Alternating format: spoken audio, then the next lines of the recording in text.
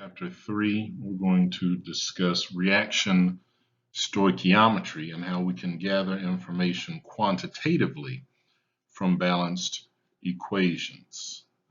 These quantitative relationships speak to the amounts of reactants and products present in a reaction mixture.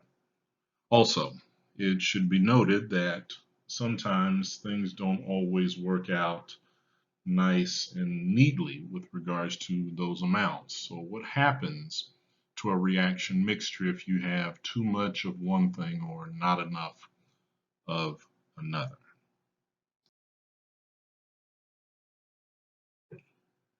In terms of being able to pull quantitative information from a balanced equation, we have to look at things both in a microscopic scale as well as a macroscopic scale. In other words, on the molecular level. But it also helps to look at things from a laboratory point of view, something that has been scaled up to the molar level. So let's look at the basic reaction between hydrogen and oxygen in order to form water.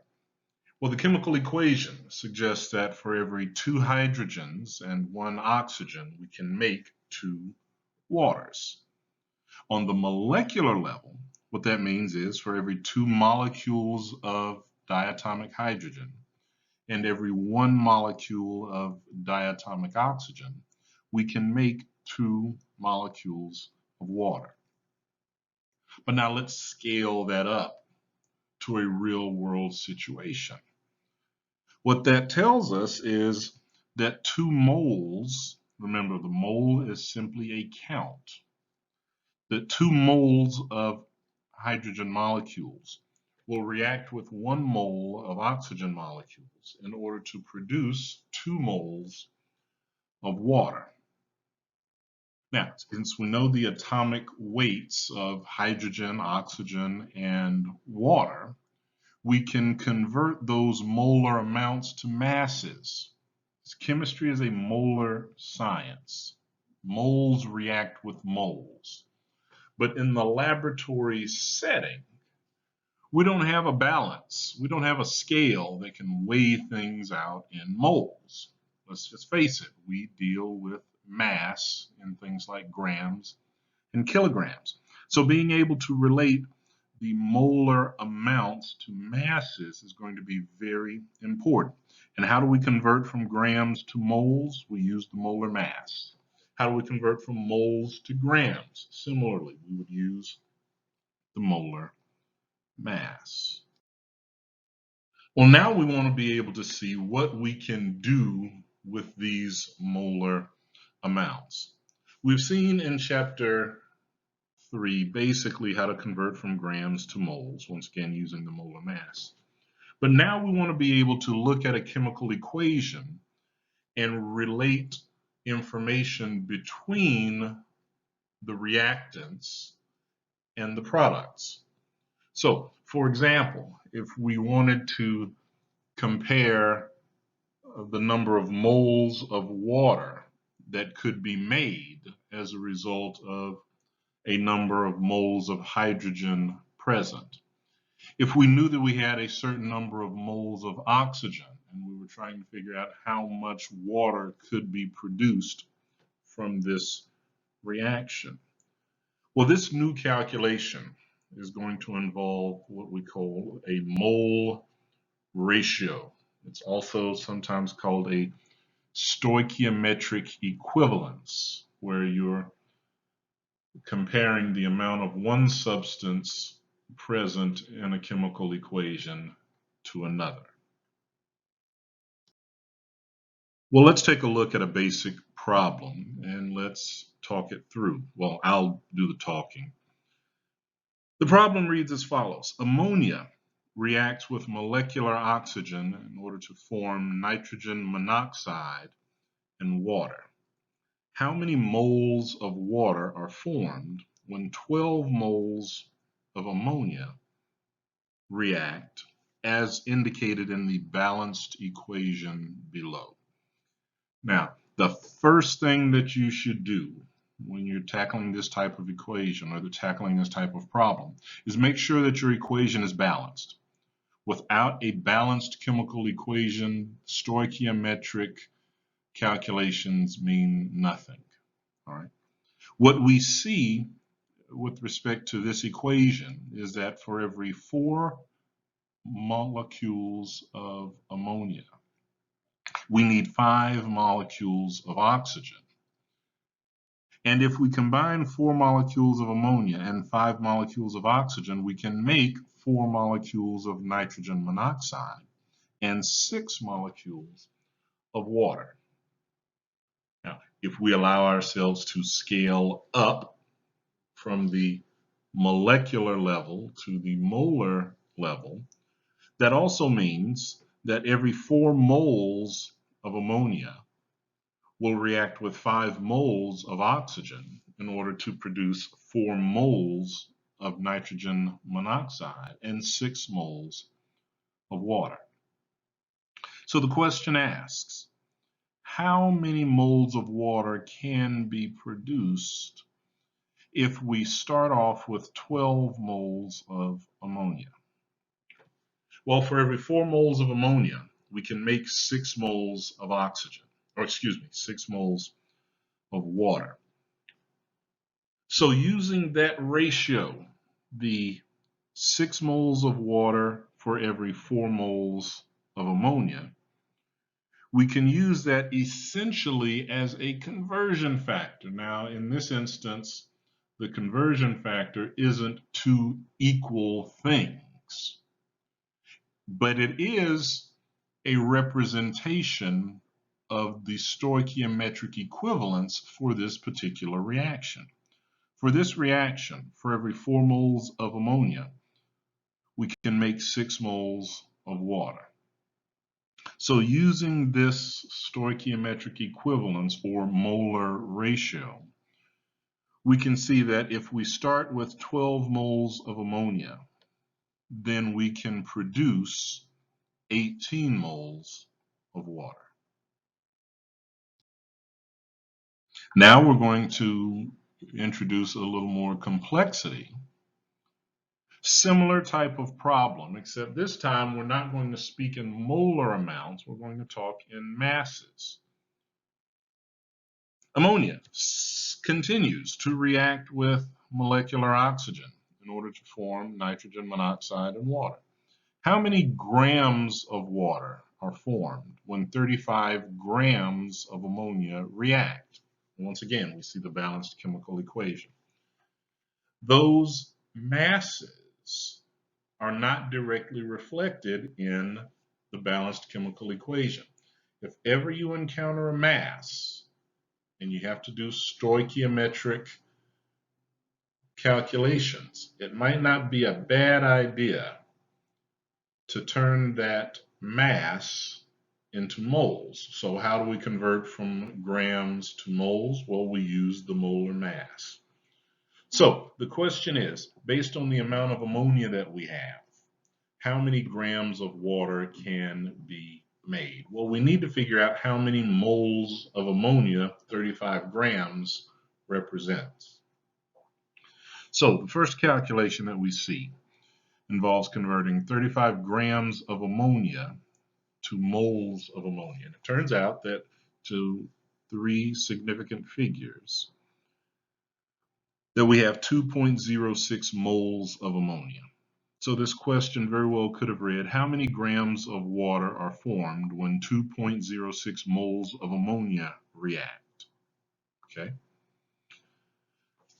Now that we have this information, the molar amounts, we can compare this to the molar ratios present in the balanced chemical equation to see how many moles of water can be made. Once again, for every 4 moles of ammonia, we can make 6 moles of water. So the second calculation uses those molar ratios or stoichiometric equivalences in order to determine how many moles of water can be made. And it turns out that we can make 3.09 moles of water based on the initial amount of ammonia given. But the question didn't ask how many moles of water can be made. It says how many grams of water.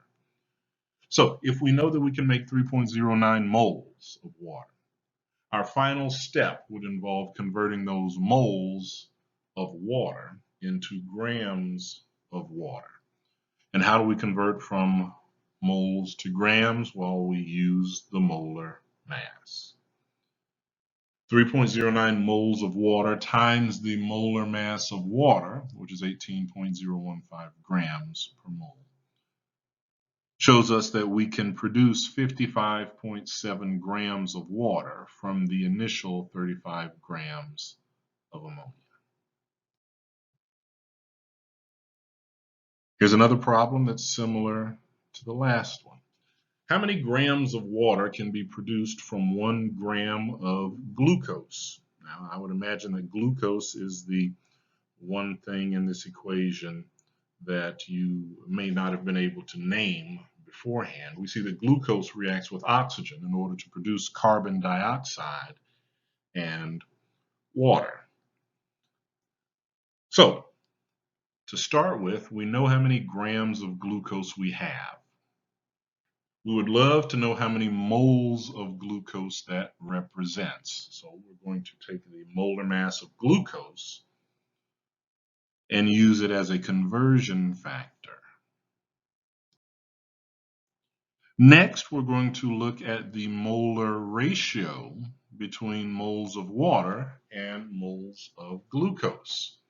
We know that for every 1 mole of glucose, we can make 6 moles of water. So using those molar ratios, we can take this calculation one step further. And lastly, having determined how many moles of water could be made on the last slide, we want to convert those moles of water to grams of water. Now, the only difference between this problem and the previous problem is that essentially we did everything in one long calculation, whereas previously with the ammonia example, we did each calculation separately. You can do it either way. Heat, or rather thermal energy, can play a very important role in chemical equations. However, we find that heat does not make an appearance in your basic balanced equation. When we get to chapter 5,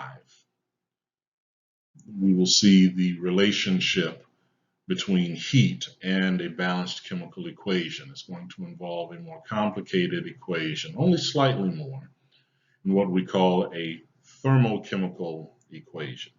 And similarly, the amount of heat required for a reaction is going to be stoichiometrically equivalent.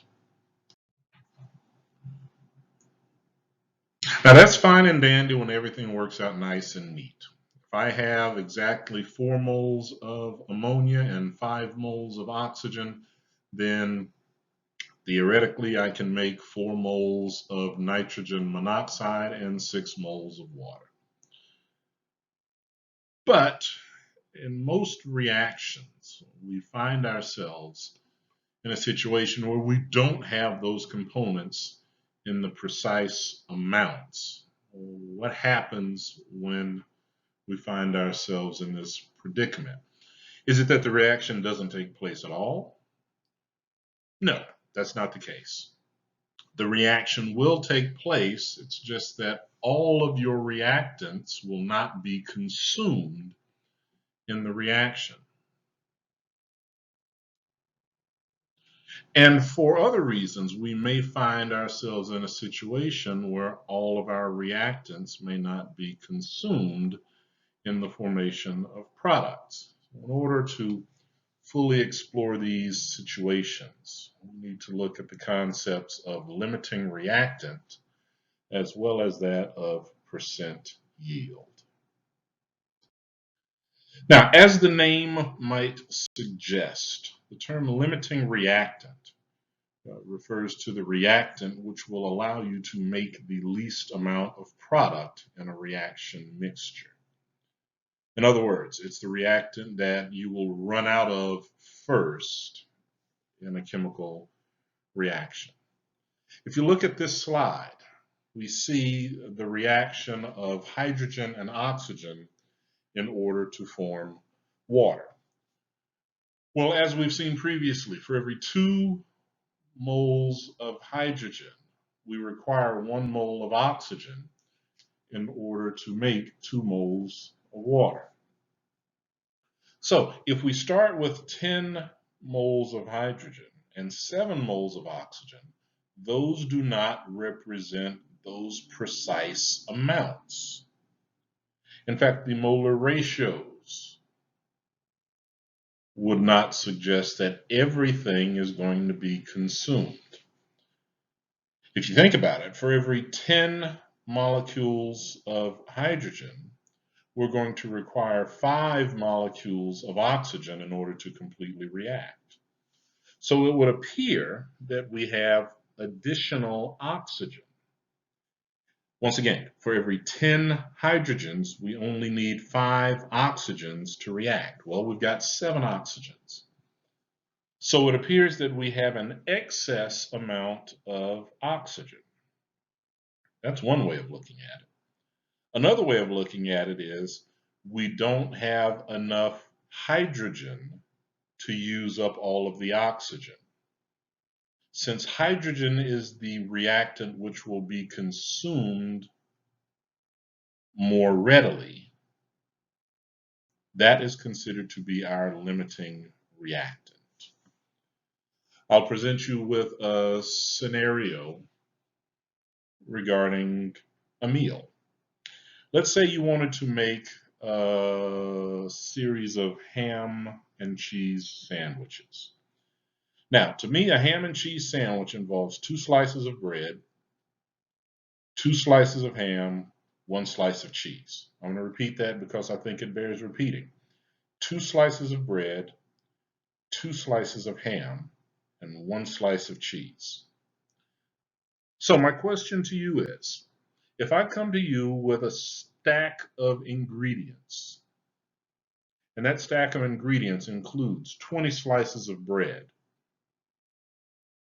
30 slices of ham, and 5 slices of cheese, how many sandwiches can I make?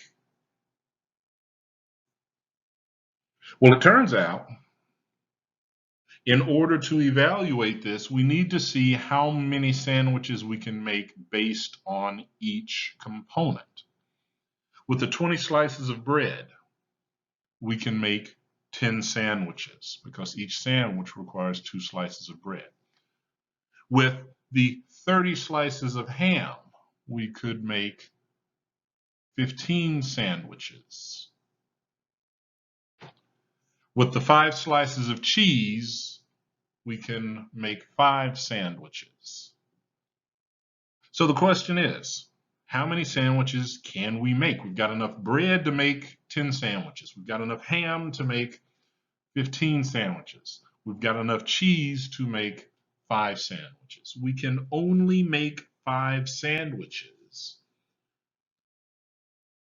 because we are limited in the amount of product we can make based on the amount of cheese that we have. So in this instance, cheese would be our limiting reactant. If we return to the chemical example presented with regards to the formation of water, we see that while hydrogen is the limiting reactant, since we have an additional amount of oxygen, we would consider oxygen to be in excess. So the concept of the limiting reactant is used in stoichiometric calculations in order to determine the amount of products that can be produced and the amount of reactants that are consumed or found in excess in a chemical reaction mixture. Now, I mentioned that not always would we see a reaction consuming all of its reactant components. Even in instances where we find ourselves with precise stoichiometric ratios, perhaps we might not see a complete reaction take place. The best case scenario in terms of the amount of product that can be made lies in something known as the theoretical yield. The theoretical yield is the maximum amount of product that can be made given a reaction mixture. So those calculations that we've done, for example, with ammonia reacting with oxygen in order to give us nitrogen monoxide and water. Previously, we determined that under a given set of circumstances that we could make 55.7 grams of water. Theoretically, that is as much water as could be made. But this can differ from the actual yield. The actual yield is what happens when you go into the lab and you actually perform the experiment. The measurement that you get might suggest that you can't make as much product as you theoretically could make. So let's say that we go into the lab and we take 35 grams of ammonia and we combine it with the stoichiometric amount of oxygen. And it turns out that we're only able to make 52.5 grams of water. Somehow something got left on the cutting room floor. Something didn't completely react. Our actual yield would be less than our theoretical yield. A measurement of the efficiency of a reaction lies in something known as the percent yield. One can find the percent yield by comparing the actual yield, the amount that was actually obtained, comparing that to the amount that theoretically could be obtained, and then multiplying that by 100. So let's say that for our previous example, that we could have made 55.7 grams of water, and we did make 55.7 grams of water. Well, 55.7 grams divided by 55.7 grams gives us 1, and 1 times 100 is 100. So guess what? Our percent yield would be 100%. We made as much as we theoretically could make. But if it turns out that we were able to make only 51.9 grams of water, our actual yield was 51.9 grams, then we would have to calculate our percent yield by suggesting 51.9 divided by 55.7 times 100. And that gives us a percent yield of 93%, or 93.2% to be precise. So there are many reasons why our percent yield would be less than 100%. All right. Reactions don't go to completion